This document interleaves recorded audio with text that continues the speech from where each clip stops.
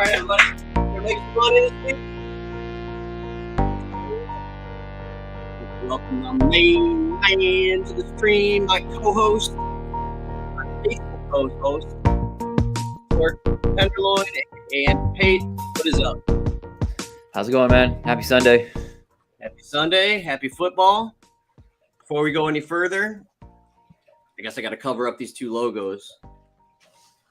But yesterday, my Cleveland Guardians, it's David Justice. We can put his hat backwards.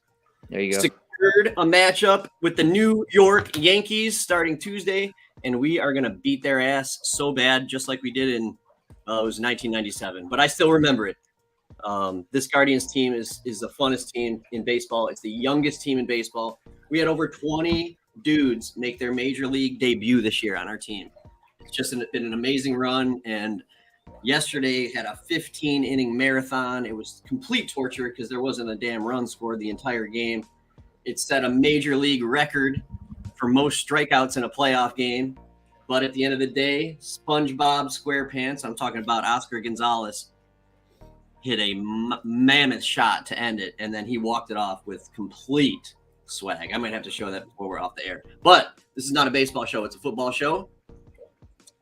If you are new to the stream, here's how it works. Mr.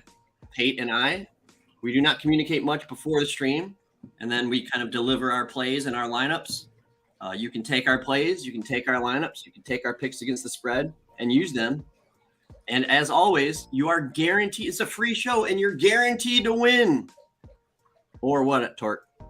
I believe you could also lose or push. You could push or you could lose too. So yes. That's the guarantee. I mean, you can see it running on the ground, bottom of the screen. I guarantee you will win or push or lose. All right, this week is interesting. There is not a lot of high totals on the board.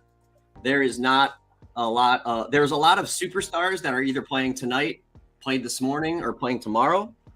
That being said, there's a lot of players I like this week. Like, I'm probably picking way too many guys for my own reputation, because if I pick this many guys and I give them out on the stream, chances are some of them are going to blow it. That's just the way it goes. But without any hesitation, let's get into it. Here we go. Now, you may say, Rock, you don't ever update the picture on this slideshow. It's always Diggs and Allen. Well, that's because I'm going back to the well this week, baby. I'm going back to Diggsy and Allen because, number one, they play the Steelers, who stink. And number two, I feel like people are going to be off Diggs, especially because he's kind of had 2 letdown weeks in a row. Trust me, I know. I've had him rostered. But I think this is the week that he gets right, possibly. But like I said, a lot of interesting plays out here. Almost too many to keep track. We see the injuries there on the bottom. We'll get into those as we talk about some of the players and how these injuries will affect them. But before we start, I do want to say I'm nervous about Tyreek Hill. He is legit injured.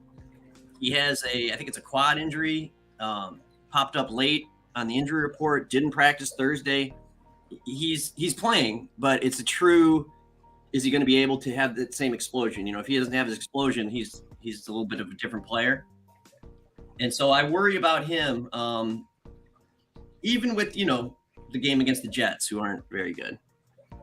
Just want to jump in there real quick. Breaking news, Green Bay had it on a 4th and 1 and failed to convert with a minute 2 left. Looks like the Giants are going to win that game. The 4-1 New York Giants. Wow. 4-1 New York Giants, and they aren't that great of a team, but you know what? Brian Daboll has them believing. He's got them playing hard. And that's the difference between, let's say, the Cleveland Browns and the Giants. The Giants are taking care of all the little things. They're stopping their opponents on 3rd down. They're stopping the run when they need to. They're making gutsy plays. They're converting 3rd downs when they need to. And it's all these little pieces of attention to detail. Meanwhile, their overall numbers don't look so great. Now, the Browns, on the other hand, great offensive numbers, decent defensive numbers, although it's getting worse every week. Yet we continue to lose because of just blown coverages, stupid calls on the, going for it on 4th and 3, trying to do a reverse with a tight end, just these little things that you just, are you trying to lose the game? So anyways, congrats to Brian Daboll. Congrats to the Giants fans. I do traditionally like the Giants, even though they've been real bad lately. I know that hurts you as a Cowboys fan, but I don't like the Cowboys. I like it when it's competitive, man. It makes it more fun. If you missed last week's stream, you definitely missed out on some Monday because these were some of the plays we gave. Damian Pierce smashed. Rashad Penny really, really smashed. And you know what's funny is I don't like either of those guys this week. Brandon Cooks didn't smash, but he had a good enough day to get you a win. TJ Hawkinson was the highest scoring fantasy player last week, including quarterbacks. Oof. Damian Pierce, I don't know why he's on the list twice, but he smashed. Josh Allen, he played well enough to win you a game. Nick Chubb smashed like he always does. Austin Eckler, huge week. A.J. Brown, decent week. And you see the orange crush symbol because we crushed it. Last week's misses, bruh. Michael Pittman, what are you doing, bruh? Stephon Diggs, bruh. Drake London perhaps was so upset that he didn't get invited to the party in London that he just shut it down for the week. Yeah, I think it was sad. But in terms of London and Mariota, why would you throw the ball when you can just run it 14 plays in a row on the Browns and score? That hurt Drake London just because of the scheme, the fact that Myles Garrett and Clowney were out for the Browns. They had no defense. Our starting linebackers out for the year. It's kind of a mess. Side note on that, Clowney is a game time, and Myles is playing today, but I think he's a little sore still from the car accident. All right, so we had some misses last week. Every week we will have a couple misses. If I never had misses, I wouldn't be doing this stream. I'd be a billionaire living in Vegas if I could pick, anyone who could pick every single guy right every week. More power to you. Last week's picks against the spread. I had the Browns Falcons under. That was a hit. The Raiders against the Broncos was a hit. Bucks. I said it as I picked it. I said this Bucks spread giving a point at home looks like a sucker bet. And you know what? It was a sucker bet, and I took it. I'm the sucker. You had Cardinals versus the Panthers. The longer I look at that this week, it's like, how did not everyone not play that? That looked like such an easy pick, looking back. The Bears could not cover against the Giants. The Texans could not cover against the Chargers. Yeah. Yeah, at home. That was a tough one. I liked that pick too, the Texas pick. Moving on. Overall records. When you see the individual plays, those are basically like the players that we give out. We're killing it. 2-1 for me, 2-0 for Pate. My FanDuel and DraftKings lineups are now 4-2. Pate's DK lineups are now 2-0. Picks against the spread. That's not really the prime reason for the show, but it's just fun anyway. I'm 4-5. Pate's 2-4. We're going to turn that around this week. All right, let's talk about stacks. I love the stack games. Game correlation is a big piece of winning DFS. However, this week is not the best week for stacks. It's another week of pretty low lines. No games are over 50 for a total. If you wanted to stack, I'd recommend 2 games, Browns Chargers. That game has a 47 over under, and both teams' defenses are struggling against the run, and both teams run the ball pretty well. I also like the Cardinals Eagles, and we'll get into that a little later. There's some crazy stats going on with that game. That game's over under is 49, so close to the 50 that we like to see. All right, value plays I like. Carson Wentz. I can't even believe I'm putting this guy on the list again, because throughout his entire career, this guy just continues to blunder, and he looks good for a second, then looks bad for 5 weeks. But they are in a pretty good matchup against the Titans, who give up the 5th most points against opposing quarterbacks. And they give up the 4th most points to opposing wide receivers, which is why I also like Logan Thomas on this list, their tight end. This is basically just a matchup-based play. He's cheap. Some other cheap quarterbacks that I probably should have put on here would be Trevor Lawrence, I like, and Ryan Tannehill. I kind of like this week. Breece Hall, I like him because he's still cheap, 6,600 on FanDuel. The Dolphins D is okay. It's not great. And he's the clear number 1 now in New York for the Jets. Michael Carter's workload has been going down, and Breece Hall's has been going up, and I just continue to see him taking over that backfield.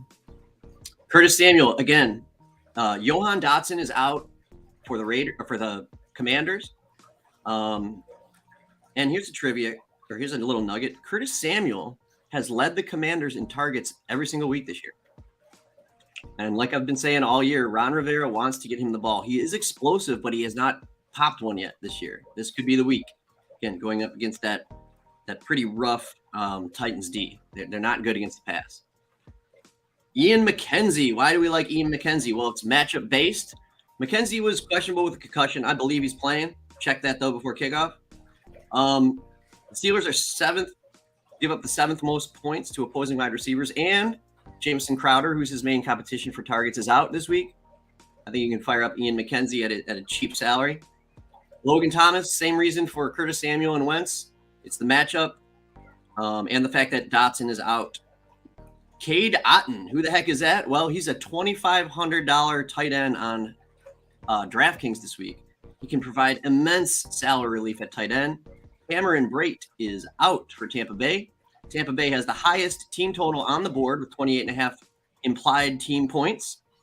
And his quarterback is a guy named Tom Brady. So I say fire him up at 2,500 on DraftKings. He's like 4,500 on FanDuel. Fire him up there too. Robert Woods, he's become the number one guy for Tennessee. And this is a matchup-based play once again. The Commanders give up the 2nd most points to opposing wide receivers. I think Tannehill's starting to get a little hot. Derrick Henry is definitely starting to, command the lion's share of carries and some targets too. And I think that Tennessee might get it rolling this week.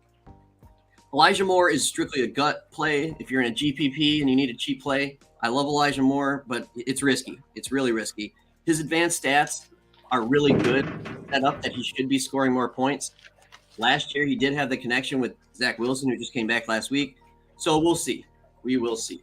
He does get more air yards than Garrett Wilson or Corey Davis. All right. Guys I love. Again, too many this week. We talked about Allen and Diggs. The Steelers aren't good at home. These two are just studs. It's not something you have to overthink. Just fire them up. Tom Brady, once again, he's got the highest team total on the board. Starting to look like his old self again. He's got a great matchup against the Falcons D, which could be described as porous at best. An issue with Brady is a lot of people are going to be on Tampa Bay, especially Brady and Godwin this week, especially Godwin. Jalen Hurts. Okay, here we go. Hurts. First of all, it's a potential shootout game. It's the highest total on the board. Hurts has 53 rushing attempts this year, which is by far the most among quarterbacks. I think Lamar Jackson's somewhere in the 30s. But Hurts is a first half dominator. This year on the season, he leads the league in first half fantasy points with 87.7. The next highest is Cooper Kupp at 60.2. So it's almost a 30-point lead on the next highest scoring first half fantasy guy. However, and mostly because the Eagles always carry a lead in the second half. They're the only team in the NFL who hasn't trailed in the second half yet. Hurts does not have a second half touchdown this year, rushing or passing. He scored 13.6 second half fantasy points total this year, which ranks him like last among quarterbacks, maybe second last. Now he's going up against Kyler Murray, fellow Oklahoma alum, who's the polar opposite. Kyler has scored 15.3 total fantasy points in the first half this year and 60 in the second half, which makes him tied for second as the highest scoring second half fantasy player that there is.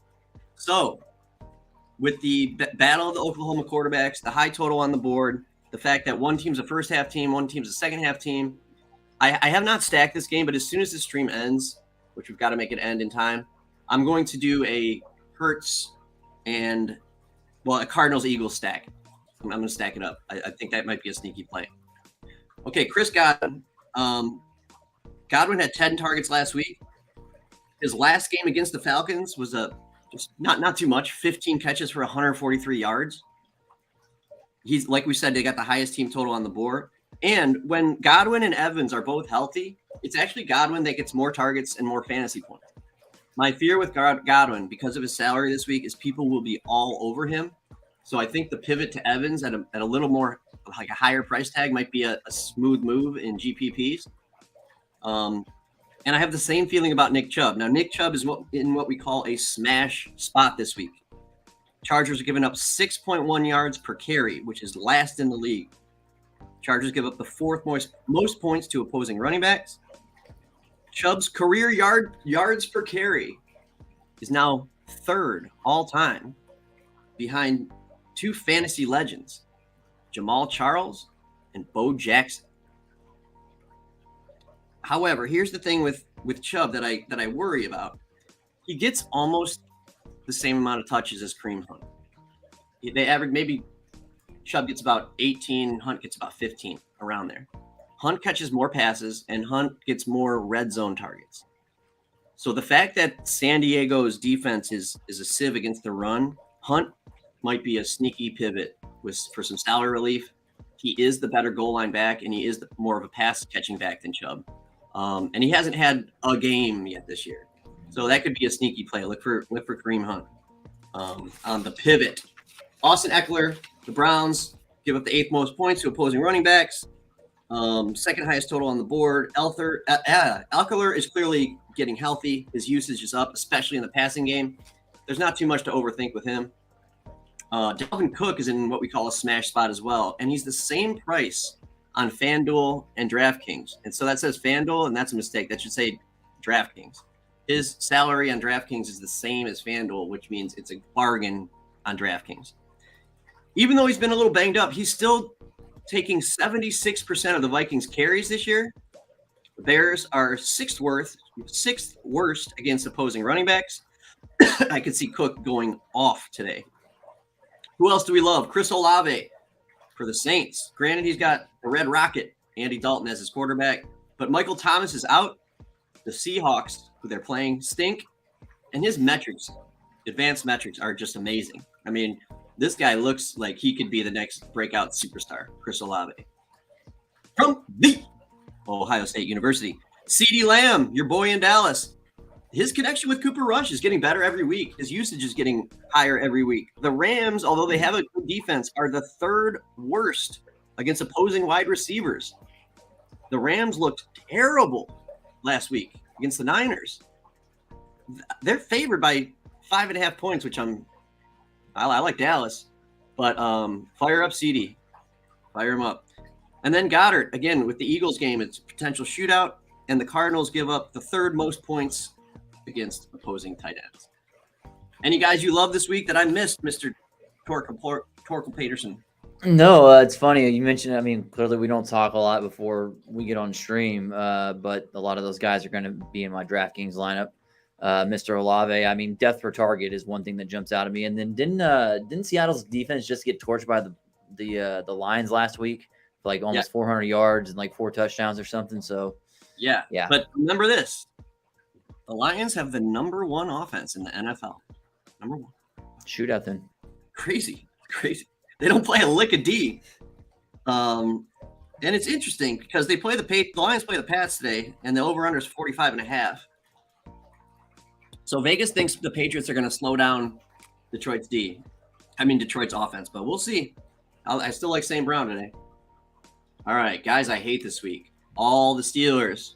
You might notice a trend. Whenever a team's playing Buffalo, I say I hate all of them because Buffalo's defense is that good. I hate CMC. That stands for Christian McCaffrey this week. And all Panthers. Why do I hate that? Well, the Panthers stink, and they're playing a team called the 49ers, who have the best defense against quarterbacks, the 2nd best defense against running backs, and the 4th best defense against wide receivers. You don't want any piece of that. The Panthers are a mess. Although, as a Cleveland fan, I can tell you this is where Baker will win a game that he's not supposed to and get the fan base on board before he loses 3 more in a row. It's like a cycle of Bakerdom. Those cheap Falcons running backs, Huntley and Algiers, I don't like them at all. They're playing the Bucs defense. The Bucs defense is stout against the run, despite what they did last week. I know a lot of people will be on them because they ran all over the Browns. I don't see it happening again this week. I don't like Zeke and Pollard strictly because of the matchup. The Rams are the best team in the NFL against the run as far as fantasy and running backs are concerned. So that is a concern for Zeke and Pollard. Rashad Penny, great week last week. We recommended him as a value play. He smashed. But this week, he's playing against the Saints. Saints are at home. They are the 6th best team against opposing running backs. And Rashad Penny is not a guy traditionally that you can rely on week to week. You got to pick him in smash spots. Dameon Pierce, again, we had him last week. He blew up last week. This week, however, they're playing the Jags. The Jags are at home, favored by 7. This could actually get out of hand. And that Jags D is sneaky good. I would say it almost every week. Jamal Williams, I had him on the hate list last week, and he burned me because he had a great game. But again, against the Patriots defense, which is 3rd best in the NFL against opposing running backs, that's not a matchup you want. Jamal Williams on the road against the Pats D, not good. Not good. Any other guys you hate this week? Nah, not really. I know you're not a hater by nature. I am. I like to hate on things, so that's why I always got a lot of guys on this list. But I'm with you on Zeke and Pollard, though. I mean, I've got them in some of my other fantasy lineups. I don't have them in there now, but yeah, taking them out for that very reason. One, Pollard's got some illness going on as well, so yeah, that is true. That is true. All right, so here's my FanDuel lineup of the week. FanDuel specific. Even though Cook isn't a bargain on FanDuel, I still like his spot here. I'm firing up Josh Allen and Diggs again. That's my combo. Dalvin Cook at 7,300. Love Breece Hall's salary, 6,600. Curtis Samuel, remember, he's led the Commanders in targets every week. Jahan Dotson is out, and they play a poor defense. So I like those Commanders this week. I like McLaurin too. Mike Evans, I'm doing what I said. I'm pivoting off of Godwin, although he seems to be in the better spot just for differentiation purposes. Cade Otton is as cheap as you're going to get. Robert Woods, I told you why I liked him and that matchup. And I just keep taking the Jags D. I like him at home against the Texans. Texans are a mess. So there is my FanDuel lineup of the week. DraftKings lineup of the week. I like Trevor Lawrence at that $5,600 salary at home against the Texans, who, once again, stink. Nick Chubb, I got to fire him up. He's my guy. I'm going to make a lineup right after this is over, and it's going to be an Eagles-Cardinals stack with Kareem Hunt in it. Eckler, again, I hate choosing guys against my Browns because I'll be rooting against Eckler hard today, but he's in a good spot. I'm going to go ahead with Godwin in one. I got to pick him in one lineup because he is in a pretty smash spot. $5,900 salary is ridiculously cheap for him. I like Ian McKenzie. Once again, Crowder's out. The Bills are at home against the stinky Steelers. Curtis Samuel, like him. Otton talked about it. Cook talked about it. And I got the Cardinals defense strictly because it was the cheapest defense on the board, and I didn't have $100 left to spend up. So, yes, I'm picking the Cardinals defense, which is horrible, playing the Eagles, which is great offense. But you never know. The Jags scored a defensive touchdown against Philly last week. So, who knows? Mr. Pate, who you got? The poor man's Diggs and Josh Allen and Carson Wentz and Mr. McLaurin. I pivoted off of. I just think Terry's. A lot of these are just gut plays this week for me. I just think that Terry's due for a big week, so we'll see there. Ramondre Stevenson getting the touches, just slight edge over to Mr. Harris in New England. I like him to run all over Detroit this week. James Robinson, same thing in Jacksonville. Olave, we talked about him. Michael Gallup, more of a gut call as well with Jalen Ramsey draped all over CD. Yeah. I feel like, Gallup could be, kind of the feel-good story in Dallas. Just feed him targets, please. Scored last week. He scored last week. Dallas Goedert, give me any tight end against Arizona any day of the week. Flex, Mr. Chubb, kind of same reasons you brought up. And then the Patriots defense, which is going against the number one offense in Detroit. But I feel like maybe Jared Goff becomes like an old Jared Goff today and throws a few picks, and Patriots capitalize on that. So we'll see. He's due, Goff, to have a Goff game. He's definitely due. Fingers crossed on that for sure. Two more nuggets I wanted to throw out there. Guys, I did not pick. I don't like Tyreek Hill because of the injury. Waddle's also banged up. However, little nugget here. This comes from Jacob Gibbs on Twitter. The Jets use cover 4 at the highest rate in the NFL. And Tyreek Hill and Jalen Waddle are number 1 and number 2 most targeted receivers in the NFL when it comes to playing against target per route run rate versus cover 4. They're number 1 in the NFL, so you might consider smash pop. What you got going on over there? Is that me with that noise? Couldn't tell you. One more nugget. Marquise Brown. I know you like Brown. I've never been a fan, but man, he's really doing it. He's got 6+ targets and double-digit fantasy points in all 4 games this year. He's had 17 targets in a game. He's had 11+ targets in 3 of 4 games. He's currently on pace for a season in which he'd have 127 grabs, 1,400 yards, and 8 touchdowns. Those are stud numbers. So let's see if we can do it against the Eagles today. I don't have him. He's not on my like list, but I just thought that was a good little nugget. I got that from Guru Fantasy World on Twitter. Got to give him credit. All right, to the picks. Who you got? Lions are awful, so give me the Patriots -3.5. The Browns +2. I like the Browns outright actually against the Chargers. If they can establish their run game, keep Justin Herbert off the field. Yep, let's go Believeland. The Steelers, that line opened at 9.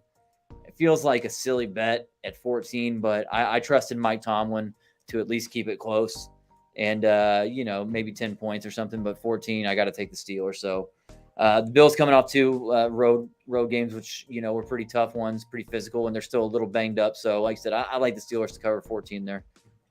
I like all 3 of these picks. I considered all 3 of these picks as mine, and I made one of them.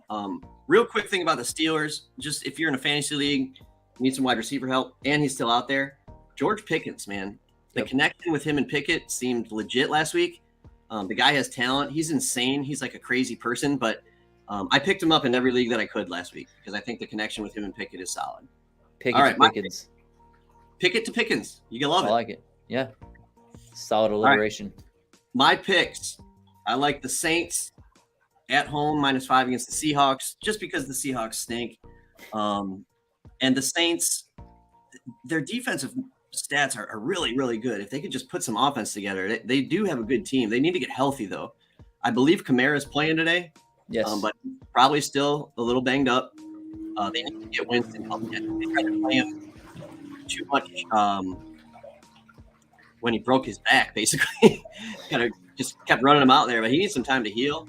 I like the Browns at home. I like the Browns money line. I had them at +2. You had them at +2.5. So grab that hook if you can.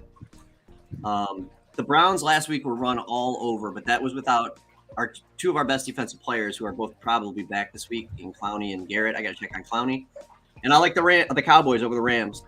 The Cowboys defense is ridiculously good, especially their pass rush. And the Rams offensive line was a sieve the last few weeks. They looked terrible against Bills week 1. They looked awful against the Niners last week. So when they play like above average, really good defense, they've looked awful.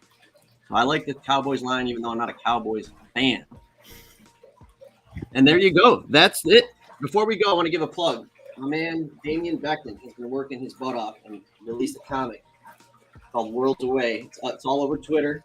I've got the signed first edition copy here. This comic is awesome. It's really, really good. The art is good. The storyline is good. I'm not into comics, but I might be now after reading this thing. It's really good. So look it up. Worlds Away. 2nd edition just came out. I think 2nd through 4th, maybe. Damian Beckton is the author. I saw a deal where he had a book that he did where it's got like a QR code on it, and you scan that and it brings up some music or some kind of like background soundtrack that goes with what you're reading, which I thought was really dope. Plus, I dig his art also. It's really cool. The art is phenomenal. And the story is cool. I'm not into comic. I read this and I was like, all right, where's number 2? I need number 2. What happens? So just a little plug from my buddy. Anything you want to plug out there, Peterson? No. Just hope everybody has a great day. Hope all your picks and parlays hit. And it's a fun day. It's Sunday. Hopefully you eat some good food, enjoy some good company, and just have a great day, everybody. That's it. All right, that's gonna do it. That's another thing we like to do here is get the info, give you the info, and get the hell out. Because there's no point to waste time. We got lineups to put in. All right, y'all. Have a good one.